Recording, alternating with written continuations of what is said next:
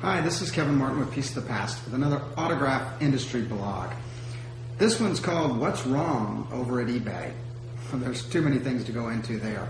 But I will tell you this, I can't speak to categories such as tube socks or automobiles, but at least in our category, eBay has entirely lost touch, which made them prosper in the first place over there, back when Meg started the company or was the first CEO.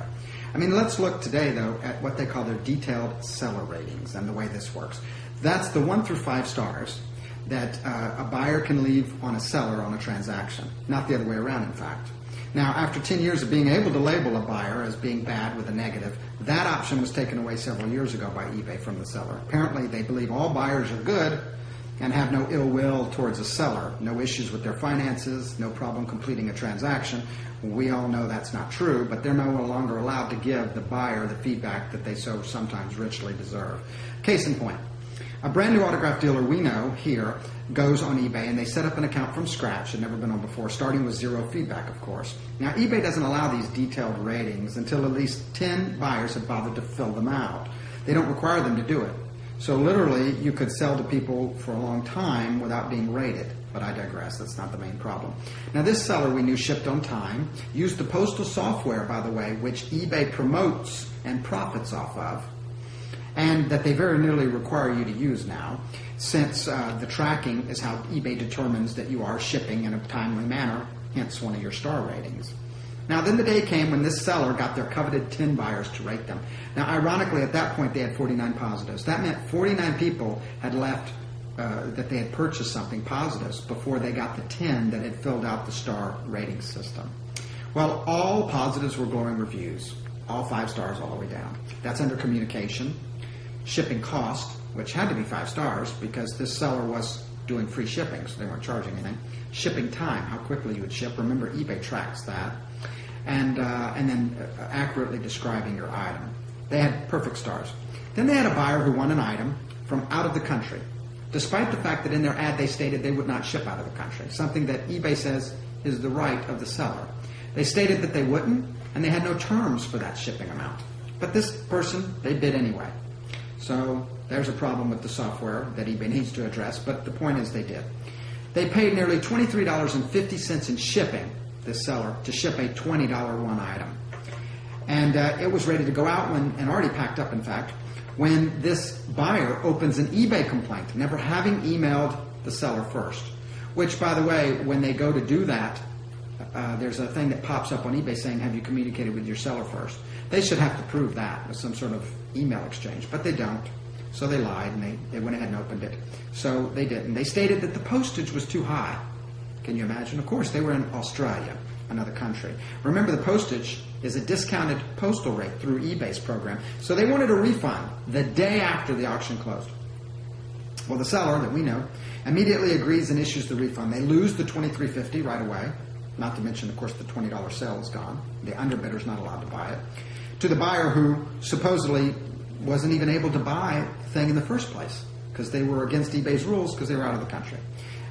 If that was the end of the story, that would show enough flaws in eBay systems, but it's not. No, there's worse to tell you about. The buyer then a week later emails this same seller and through eBay's system of emails, by the way, so eBay can plainly see the exchanges that they're talking about with one another, and says, I want you to go ahead and send the item to me after all. The seller doesn't trust him at that point. I mean, why should he? He's already lost $23.50. He can't get that back. So he tells him in the email, no thanks, I'm not going to send it to you.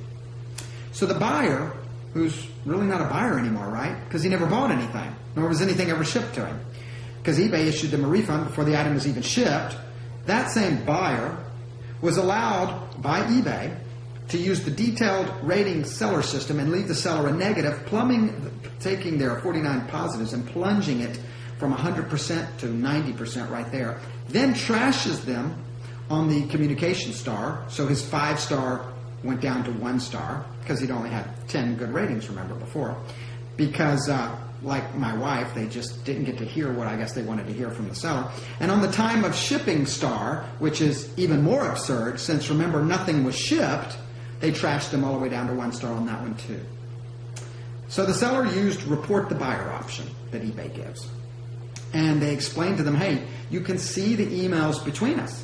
They weren't outside of eBay, which freaks eBay out. These emails were in between, and you could see on the system exactly the exchanges that went between them.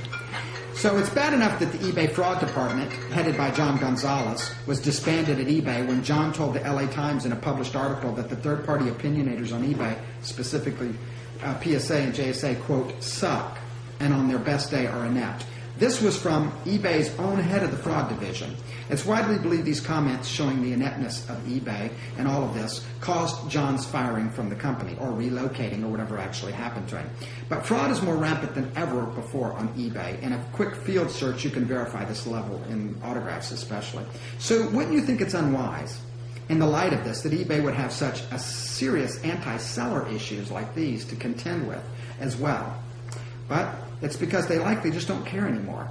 They are the largest and only really, I mean, no one comes, BidStart and the others don't really come close to the traffic of any one category even of eBay. They're so far ahead of anyone else that I guess financially it would take too much for any company to catch them. And because of that, they're really effectively a monopoly. I guess technically they can't get antitrust laws against them for the government because you have BidStart and other companies, but let's face it, they're a monopoly in their field and they know it. And because they dominate the world in this way and continue to do so, they are ruining single-handedly our hobby, which of course for years has been called the world's oldest hobby. And that's a shame. But for those of you who still love collecting like we do over here at Piece of the Past, you should be getting on the subscription list for Autograph Quarterly magazine. You can find it at www.autographquarterly.com. You can comment on this blog on there and tell us some other things you'd like us to blog about and help you with. And if you don't like entertainment, that's fine too, because every quarterly issue has things from historical to presidents, music, sports, everything covered by the best experts in the field.